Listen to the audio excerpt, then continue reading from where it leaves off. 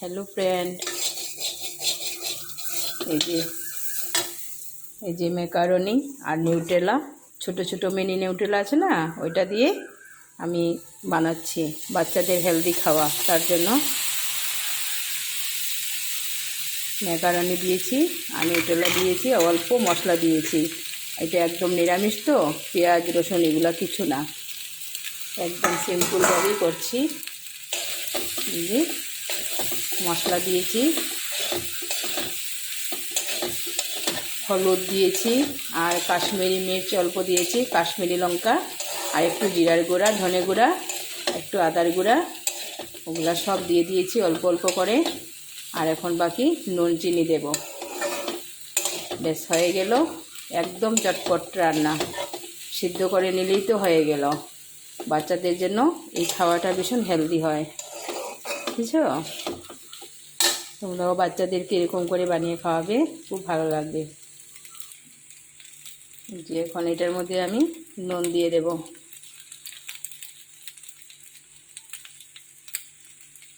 নুন দিয়ে দিয়েছি, এখন একটুখানি চিনি দেব। নুন চিনির ব্যালেন্সটা ঠিক মতো থাকলে তখন খাওয়াটা খুব টেস্ট হয়। এই যে হাতেই দিয়ে দিচ্ছি একটুখানি দিয়ে, বাচ্চারা তো তাই একটু মিষ্টিটা হলে ভালো পায়। আর পাস্তাতে একটু মিষ্টি দিতেই লাগে, ম্যাকারনি প্লাস নিউটেলা দুটাই করেছি তো, তাই এইভাবে করলেই খুব ভালো লাগে। টমেটো দিয়েছি, টমেটো একটাই দিয়েছি। টমেটোটা প্রথম ভেজে তারপর মশলা টশলা দিয়ে দিয়েছি, দিয়ে একবারে সিদ্ধ করে দিয়ে দিলাম। দেখছো, চিনিটা দেওয়াতে এটা আলাদা একটা মশলা এসে গেছে, বুঝছো? এইভাবে চটপট ওদেরকে টিফিন করে দিয়ে দিলে ওরা খেয়ে বেশ খুশি হয়ে যায়। হয়ে গেছে, এখন আমি এটাতে একটুখানি সস দেব। সসটা আমার বানানো সস ঘরের।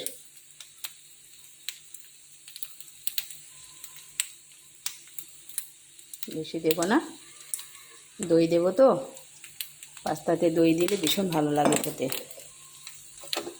ছেলে তো খুব পছন্দ করে দই দিয়ে পাস্তা খাওয়াটা, ওর ভীষণ ফেভারিট। আর মিনি নিউট্রেলাটা না, তখন খাওয়ার টেস্টই আলাদা হয়ে যায়।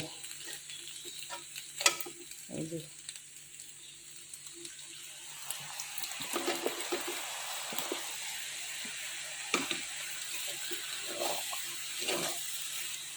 দইটা চামচ দিয়ে একদম প্লেন করে দিয়ে দিয়েছি। একটু ঘেটে দিলে ভালো হয়, তাহলে মিশে যায়, তাই চামচ দিয়ে একদম ঘেটে দিয়ে দিয়েছি। হয়ে গেল, একটু বাড়িয়ে দিচ্ছি।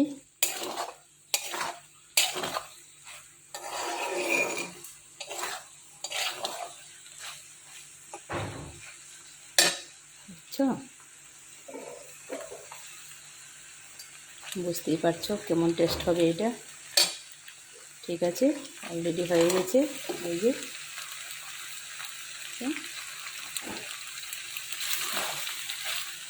বেশি শুকনা রাখলে তো ভালো লাগবে না, একটু পরে আবার টান দিয়েও দেবে,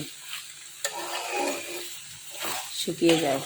পাস্তা তো অনেক সময় দই টানে, তো তাই দইটাকে টেনে নিয়ে যাবে, টেস্ট হবে তখন। ঠিক আছে, আমি খুব তাড়াহুড়ার মধ্যেই করছি এটা, ছেলে খেয়ে যাবে। আর রেখে দিচ্ছি তাহলে। ওকে, বাই বাই।